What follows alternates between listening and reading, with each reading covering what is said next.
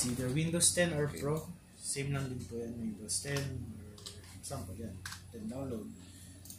ISO file, no. So, na-download yun po dyan is ito. Installation media. Pero since pinaka-latest na tayo, ang da-download Windows 11 na. Apo, Windows 11. So, ganina, buksan nyo lang po yan. May installation assistant, tapos may installation media. Sa ito lang po yung da-download. Sa website nila mismo.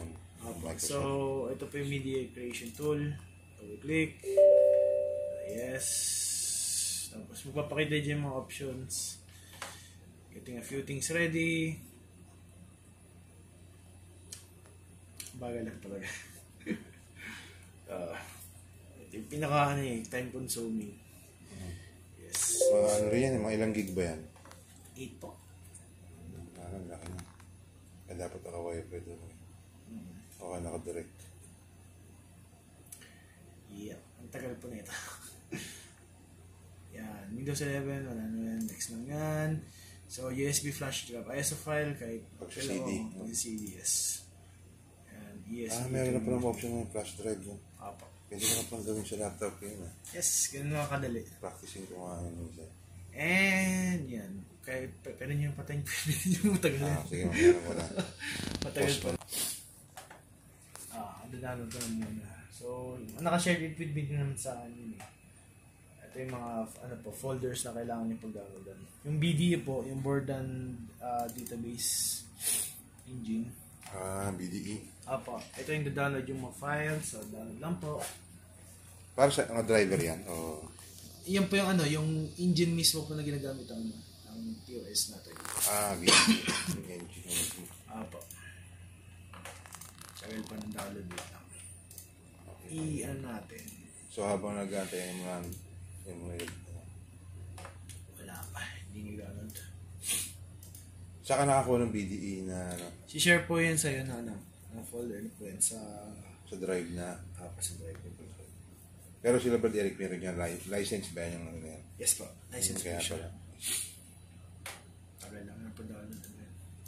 Tagal lang.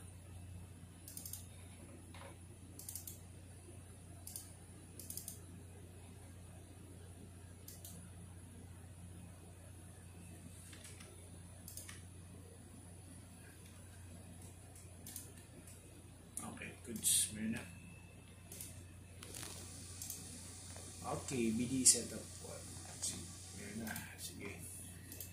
Tapos, next yung download nyo po is yung binary. So, ito yung shared with me. Pupunta po kayo ng PS sa expose. Expose. Ayun na. Download na yung madami. Madami yan. Sa folder. Ang tagalan talaga. Mga ilang capacity niya? Ilan lang ano? Ano ba? Ilan lahat ang capacity ng file na yun? Yung under ng expose. Ito po, madami po ito eh. Kung bumukas. Ay, bumukas. Kasi nag-download ng yung mga bigat eh. Hindi po. Ano lang to, konti lang po ito. Hindi kasi baka internet bumagal dahil lang download tayo na siguro po. Windows. Tagal. Ayun. So, download po kayo ng binary. Ito nakalaga na sa labas po. Mga 2023 po yan. Wala po yan. So, pindutin nyo po ito dito before. Tapos, punta kayo sa pinakababa, which is ito. Yan. Yan yung pinaka-download. So, yes. 198.4 MB. Download anyways. Ano lang yun. Tapos, ito yung rpt.e. Is it? Download din nyo po yan. Ito yung second na download din po. Yan. RPT. So, bali tatlo po yun. Yung BDE. Binary, tapos RPT. Tapos may pinakalas po which is yung database and yung sa mga client po. Okay. Pero yung tatlong yan ang importante yan. Ito yung pinaka RPT, tsaka binary. Importante po siya. Ito kasing RPT pa sa sa printer po ito. Sa printer. Yung RPCCO, yung pang nagpapakita ka lagi. Yan siya. So next is yung download nyo na po yung database sa client po. So, punta lang po kayo ng share with me.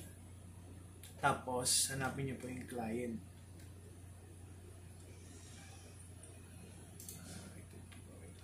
Search ko na lang dito, client. Yan, client. Yan siya. So, by deployment client. Sa Arden Food OPC, yan po yung sa Daniel's Coffee, Orani, yan po. Carmelo, sis Carmelo. Demo, ito po yung dito pa naka-install. Yung demo. Opo. So, bali, ito yung install natin, demo. So, kailangan yung install dito, yung Active POS 101. Kahit same din yan sa ano ba, may bagong machine. Demo rin ang download mo na, no? Opo. Demo lang po. Or depende kung saan download.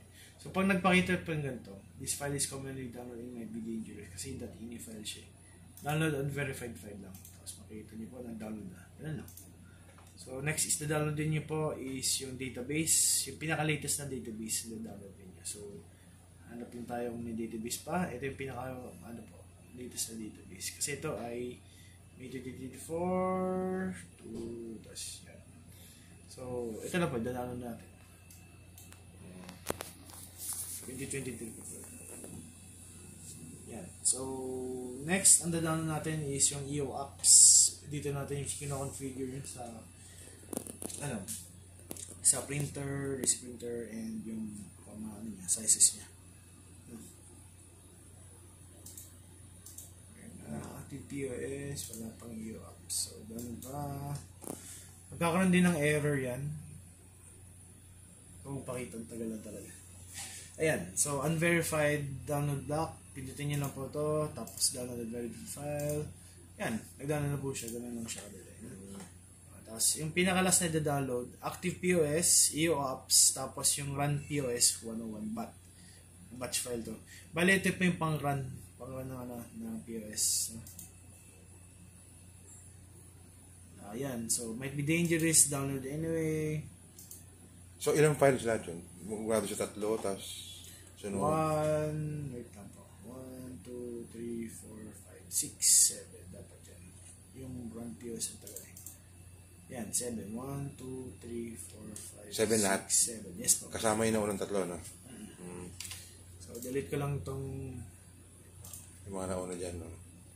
Para hindi yung dumoble. Mag-duplicate kasi. 1, 2, 3, 4, 5, 6, 7. Okay, pwede ito.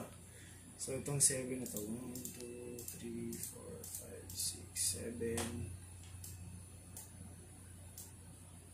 Nalagay natin sa USB. Copy nyo lang. Ganun lang.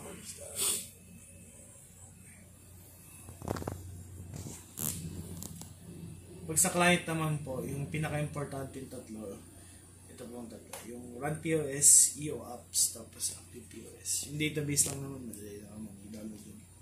Hanapin nyo lang po yung pinaka-latest. Tapos yan. Okay, punta tayo na. Yan, so, pwede ba? 1, 2, 3, 4, 5, 6, 7. Okay, good, it's complete. Pingin lang natin ito ng 1.